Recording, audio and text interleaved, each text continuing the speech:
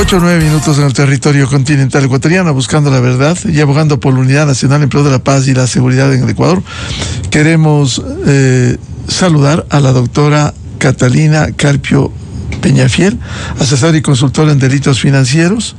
Le saludamos desde la revista de Opinión y Democracia y le hemos invitado para afrontar este tema que es complejo y difícil, la circulación del dinero ilegal en el país. Partiendo de un hecho, ha sido tan visible como en casos judiciales como Metástasis, Purga, Plaga, Pantalla, Obstrucción de la Justicia, ha circulado dinero cuando los propios jueces, aquí hay confesión de parte, los propios jueces han testimoniado, por ejemplo, para sacar a quien sigue en la cárcel, condenado, tiene 2 sentencias, Jorge Glass Espinel, pagaron $200,000 para sacarle de la cárcel a un juez. El juez dice sí, me entregaron $200,000. Y así otros actores en donde se evidencia cómo se mueve el dinero ilegal en el país. ¿Cómo ve esta situación, doctora Catalina Carpio? Muy buen día. Muy buenos días, Miguel, muy buenos días con la audiencia. Bueno, la situación es preocupante porque no solo que nos estamos convirtiendo en un narcoestado, sino también basados en una narcoeconomía. Hace un momento le escuchaba al embajador de Italia que dio una cifra que a mí me quedó ciertas dudas, ¿no? Él manifiesta que, de acuerdo a datos de la ONU, sería de analizarlos. Yo no he visto esas estadísticas, conozco otras que ya le voy a decir cuáles son, pero manifiesta que el 30% del Producto Interno Bruto del Ecuador, ¿no? Proviene de la droga. Entonces, lo cual son cifras espeluznantes. Eso quiere decir que prácticamente la economía ecuatoriana se basa en negocios ilícitos. No estoy diciendo negocios ilegales, porque hay una gran diferencia entre negocios ilegales. Una cosa son los negocios ilegales y otra cosa los negocios ilícitos, ¿no? Y para que nuestra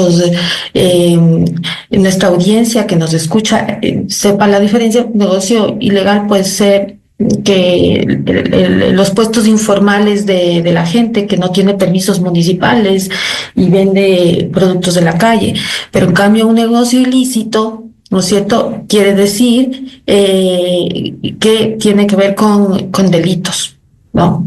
Entonces, entre esos, principal el narcotráfico y delitos, estos son delitos fuentes que desembocan en el lavado de activos. Y también dijo otra cifra que a mí me quedan dudas. Dijo que aquí en el Ecuador, ¿no es cierto?, se lava el 70% el 70% de la droga que va a Europa sale del Ecuador. También me quedan mis dudas, porque por la logística que tenemos en el Ecuador, puerto importante y grande solo es en Guayaquil. De Manta, obviamente tenemos un puerto, pero tenemos Pozorja, se entendería que es de Pozorja y en Guayaquil.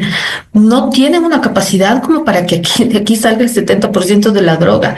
Entonces, eso significaría que totalmente nuestra economía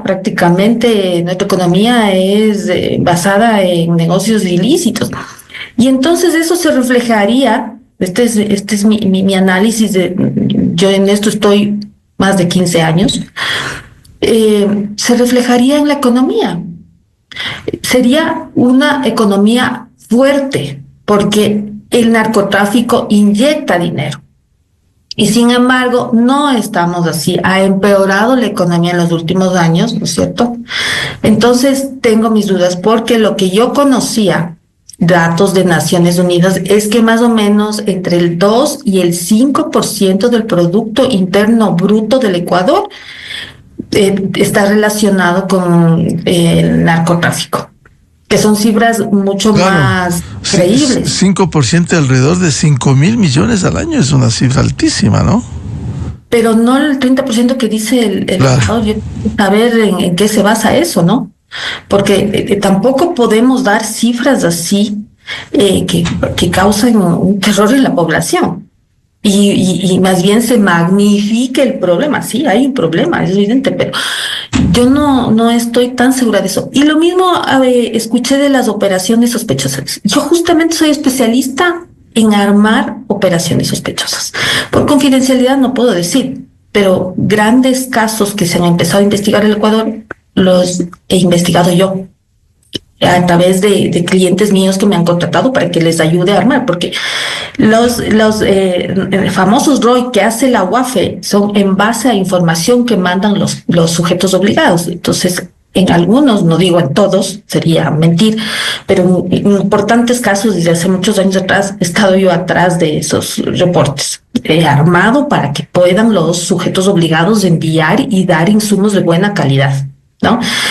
Entonces, el problema es que se mandan reportes de operaciones inusuales, y en nuestro caso un poco les explico. Lo que manda el sujeto obligado a la UAP se llama ROS, Reporte de Operación Sospechosa.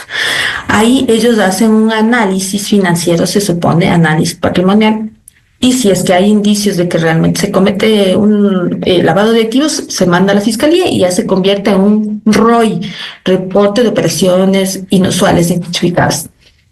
Ya, entonces, ahí muchos se duermen en la fiscalía, porque son reportes que no tienen mayor trascendencia, inclusive en los procesos judiciales, los abogados que litigamos y conocemos del tema, ya, sabemos que no son bien hechos.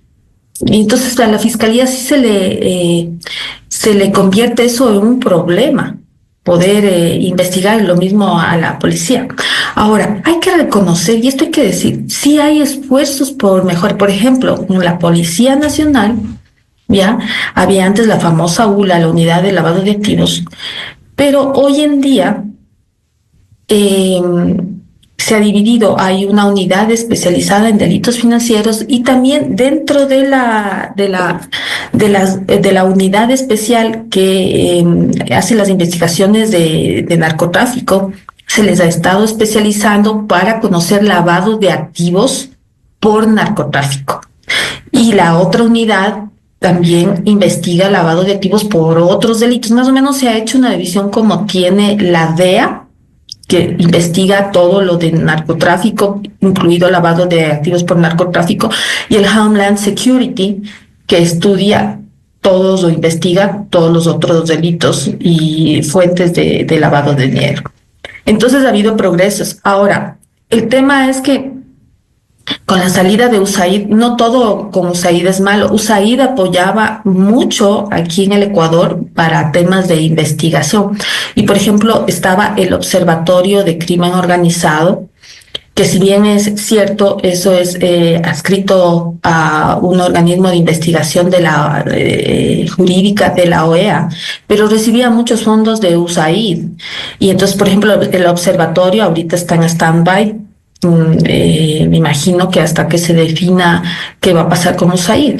Y USAID también aquí, no solo en el Ecuador, sino en muchos países del mundo, financiaba para poder apoyar jurídicamente a ciertas causas. Por ejemplo, les voy a dar un ejemplo específico de la UAFE.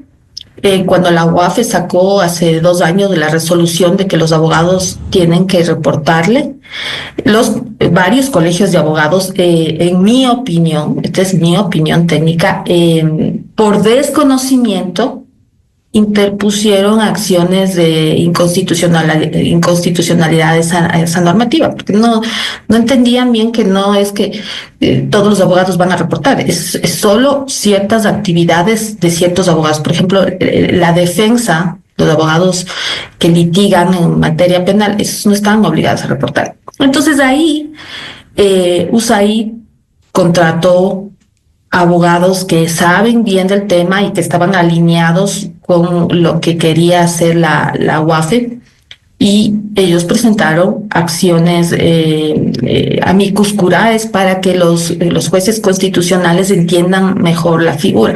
O sea, estaba la USAID en esos temas. Entonces, esos temas que son de fortalecimiento judicial, ahorita quedaron en stand-by. Ahora, obviamente hay la colaboración, escuché que a través del embajador de Italia están justamente en los temas de lavado de activos, les van a fortalecer a los operadores judiciales.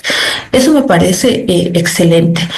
Pero en cambio, tiene que haber también un fortalecimiento de los sujetos obligados, porque las autoridades empiezan las investigaciones con los insumos que envían los sujetos obligados, o sea, las empresas, las personas naturales y jurídicas que están obligados por ley a mandar información. ¿Y quiénes, doctora Carpio, y quiénes están obligados a mandar por ley, los sujetos obligados? Sí. Hay varias actividades económicas del Ecuador, no se ha inventado, esto viene del Grupo de Acción Financiera Internacional. Entonces, por ejemplo, están todo el sistema financiero, ¿ya? En el que se incluyen bancas, los bancos, las cooperativas de ahorro y crédito, las administradoras de fondos y fideicomisos, las casas de valores, ¿no es cierto?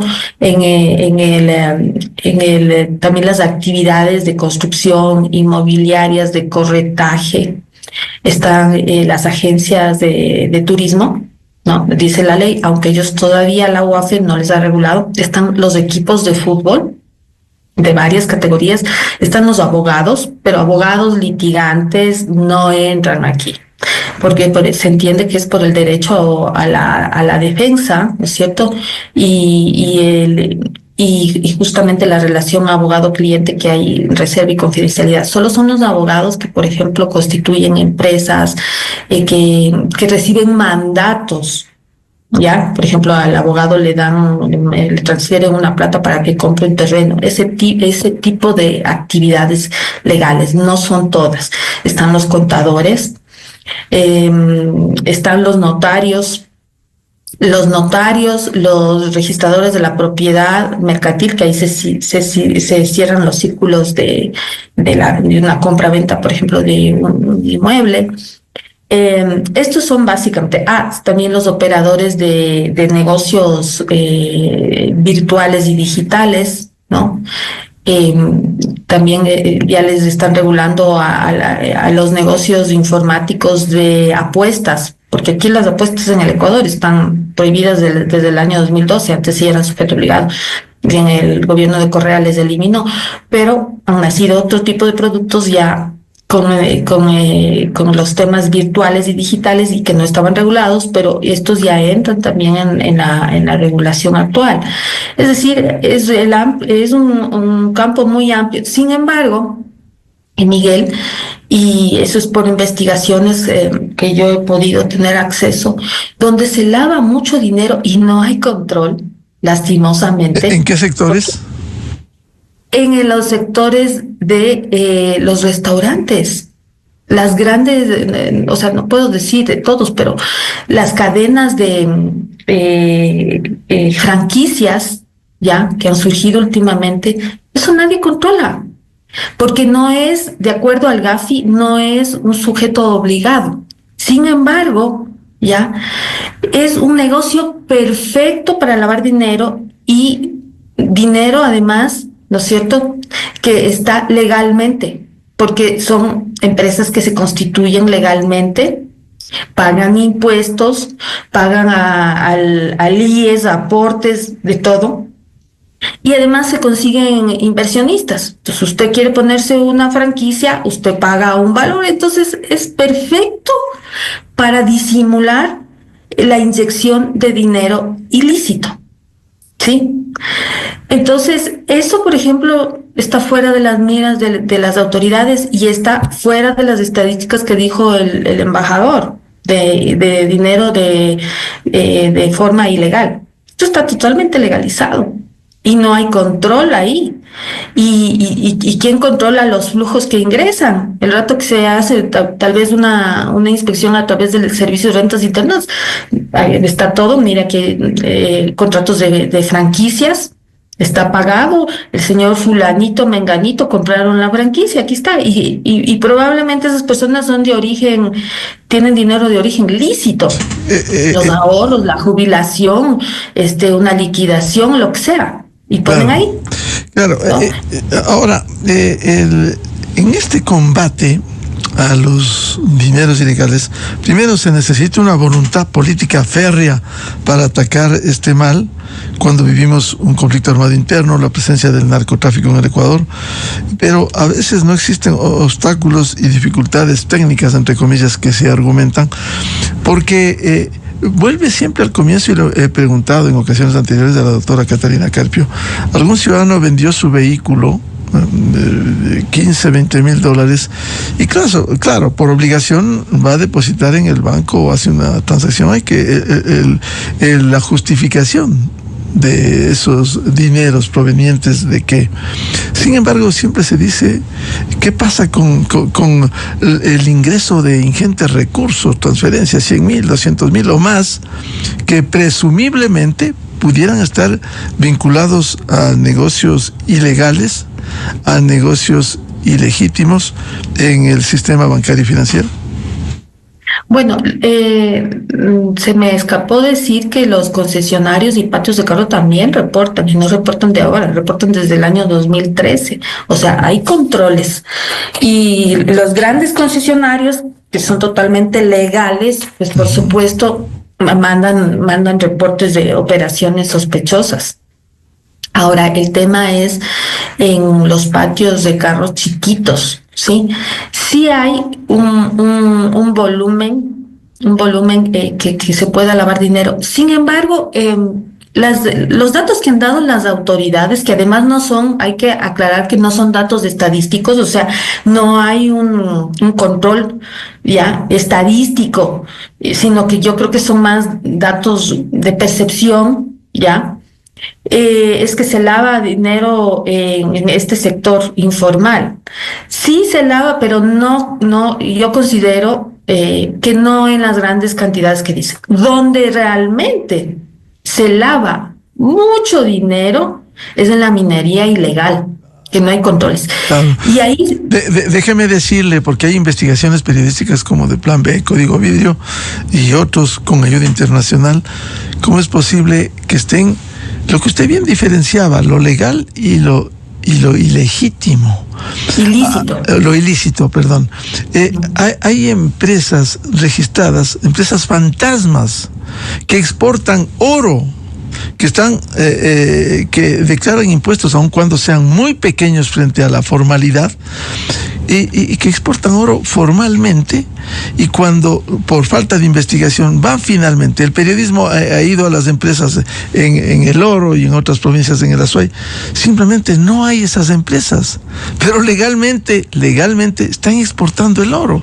O sea, ¿cómo entender eso en un sector tan boyante como es la minería formal? Sí, el tema está ahí, ¿ya? Que no hay controles. Lo que voy a decir, no quiero hacer quedar mal a ningún funcionario público, sino quisiera que eso quede muy claro, sino que se entienda. La superintendencia pasa regulando, y más regulando, valga la redundancia, a los sectores formales de la construcción. ¿Ya? ¿Cuál superintendencia? De compañías, de compañías, ya. Esta superintendencia de compañías es la que más sujetos obligados tiene. Es un montón de trabajo. No quisiera estar, sinceramente, en los zapatos de los funcionarios, ¿ya? Tienen mucho trabajo, eso hay que reconocer. Pero desde mi punto de vista crítico, esto no es para hacer quedar mal a ningún funcionario público, sino para ver más bien proactivamente cómo mejorar. Ellos pasan regulando y controlando y pidiendo, por ejemplo, han mandado circulares de usted no ha reportado el RESU, que es un reporte que se manda todos los meses del 1 al 15 a determinado sujeto obligado, cuando eso es obligación de la UAFE. La UAFE, si es que no se manda, enseguida comienza un proceso sancionador. Entonces, en vez de estar, porque eso requiere tiempo y todo eso, que controlen a todas estas empresas mineras, fantasmas, ¿no? Y son fantasmas porque se constituyeron, como usted bien lo dijo, legalmente, producen, exportan, pero físicamente no existen. Entonces son negocios pantallas, ¿ya? Son pantallas más que fantasmas. Fantasmas es cuando son totalmente oscuros, no están constituidos legalmente, pero operan con un nombre de fantasía. En cambio, pantalla están constituidos, aparentemente es un negocio legal, pero no existen físicamente. ¿Ya? Entonces solo está en papeles, como son las empresas offshore de los Panama Papers, ¿no? Que quedó en evidencia. Esa es la gran diferencia. Entonces, la superintendencia, primero, necesitan capacitarse en el tema de la minería, y también hay el tema que está ligado con minería ilegal, de las investigaciones que yo he hecho, el tema de las inversiones de activos virtuales. ¿Ya? Ahí se lava un montón de dinero y es un tema tan profundo que no sabe mucha gente, o la gran mayoría, y peor los funcionarios públicos.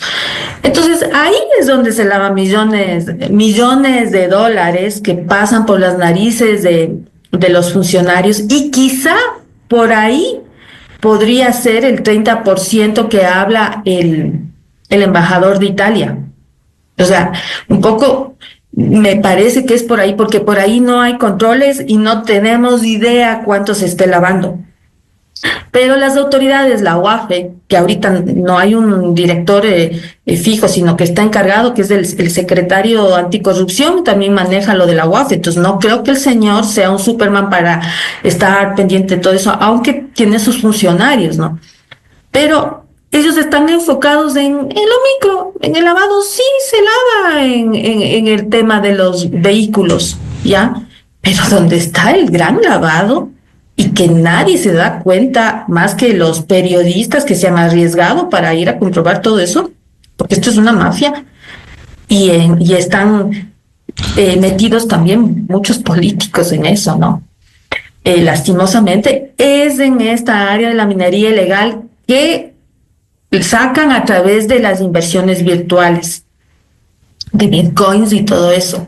Ahí está la gran estafa, ¿no? Ahí convergen algunos. Claro, y es una pena escuchar de su amplia experiencia, doctora Catalina Carpio, que estén incluidos políticos, los que se llenan la boca, los que sean, se llenan la boca del país, del pueblo, de defender, y están haciendo negocios a través de la política, negocios ilegales. Ahora, ¿cómo se pasa del reporte de operación sospechosa al reporte de operaciones injustificadas?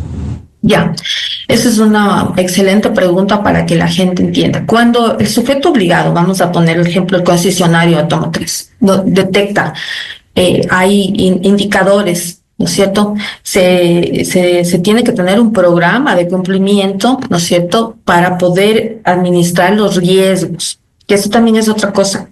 En el país hay muy poca gente que realmente sabe detectar y administrar los riesgos. Ahorita hay el boom en las universidades de maestrías de compliance, pero es teoría.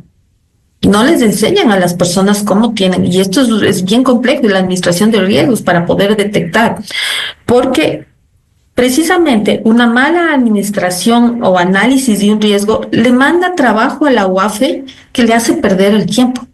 Por eso hay tantos reportes de operación sospechosa, ¿ya? Que se quedan dormidos en la fiscalía, porque los fiscales no tienen insumos suficientes. Entonces, el análisis es netamente financiero. Es un cruce de información financiera y patrimonial que hace la UAFE. Sin embargo, y esto tampoco es crítica a la UAFE, y si es crítica, digamos que es una crítica para que ellos, constructiva, para que ellos puedan mejorar. Yo he visto algunos reportes de operaciones sospechosas, ¿sí? En procesos de investigación de lavado de activos. Tuve un caso de una viejita de 86 años acusada de lavado de dinero por un reporte mal hecho que mandó la UAFE, porque se confundieron y mandaron información que no es. Es el día de hoy, ya mismo se muere la viejita porque tiene Alzheimer, y el fiscal no puede mandar al archivo el caso porque los jueces, también ahí es otro lío, es un lío. Los jueces para mandar al archivo a una causa no es tan fácil. Estos jueces de crimen organizado y anticorrupción que hay ahora se cuidan mucho. Entonces se va haciendo ahí un embudo, ¿no? Entonces muchas veces estos reportes no están bien analizados y para el fiscal es un tormento, porque no tienen los insumos suficientes para poder investigar, ¿ya? La UAFE se limita a coger y pegar, porque esa es la palabra, se mete a las bases de la Superintendencia de Compañías, se mete a los del SRI, se mete a tránsito para ver los vehículos que tienen, y cogen y pegan. Entonces está todo el historial, para que la gente entienda, patrimonial de una persona natural o jurídica, ¿ya? Y simplemente pone eso, pero no pone ni opinión, no hace el análisis. Por ejemplo, si es una persona jurídica, tiene que entrar a ver las ventas versus los gastos para ver si es que hay una coherencia. No ve inventario, no ve los activos, si ha habido ventas de activos, o sea, no ve si es que ha habido incrementos patrimoniales que puedan ser sospechosos. O sea, eso es un análisis financiero patrimonial. Eso es lo que deberían hacer. Pero eso no hace la UAFE. ¿Por qué? No lo sé. Sería interesante que usted le invite al director de la UAFE y le pregunte, ¿no? Pero eso no hacen. Entonces, ¿qué recibe el fiscal? El copy-paste de toda la información de una persona, pero sin análisis, ¿ya? Si bien es cierto, los fiscales de antilavado sí tienen un funcionario, creo que son 5 fiscalías de antilavado aquí en Quito, que además trabajan a nivel nacional. Todo se concentra aquí en Quito y Guayaquil. En Guayaquil creo que también son 5 fiscales, o sea, es poquísimo, ¿ya? Y tienen hartísimo trabajo. Entonces tienen un analista financiero cada fiscal, ¿ya? Y el tema es que hay que seguir la ruta del dinero. Los fiscales piden, sobre todo a las instituciones financieras, y las instituciones financieras mandan, ¿qué mandan? Todos los movimientos financieros de un determinado tiempo, ¿no? Por ejemplo, los últimos 5 años. Y eso toca ir viendo de uno en uno para poder establecer incrementos. Entonces, por ejemplo, le cuento lo de la viejita. Dijeron que había movido $2 millones. Y cuando pidieron la información al banco y yo me puse a revisar de cifra en cifra, no había los 2 millones, no estaba reflejado en los movimientos del banco. O sea, no sé de dónde la UAFE sacó esos 2 millones. Y así pasa con un montón de casos. Entonces los fiscales con tanto trabajo se vuelven locos, o sea, ni así tengan 100 analistas, y como no tienen tecnología, porque otra cosa es que los fiscales también tengan unas plataformas de tecnología que pongan la información y les ayude a procesar. Aquí es todo manual, ¿ya? Y esa es la razón por la que los fiscales no se dan abasto. Eso es parte de la debilidad institucional que tiene este país, la falta de controles debidos, como sí hemos visto países como Colombia y Perú, para no ir lejos, donde sí hay mayor rigurosidad.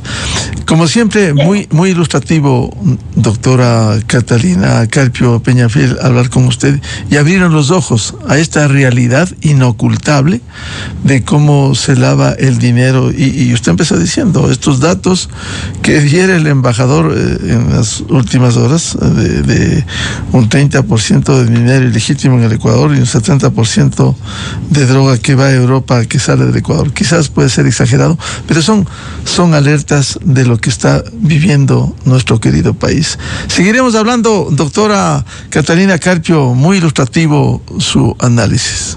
Muy buen día. Muchas gracias. Un buen día. Gracias, Catalina. 8:38 en el territorio continental ecuatoriano. Vamos a una pausa y ya volvemos. Diálogo previsto con el experto petrolero doctor Luis Calero para hablar sobre qué pasa con el campo Sacha, campo petrolero que 4 gobiernos han intentado concesionar a petroleras extranjeras y no lo han podido. Desde 1984 con Gonzalo Rosero.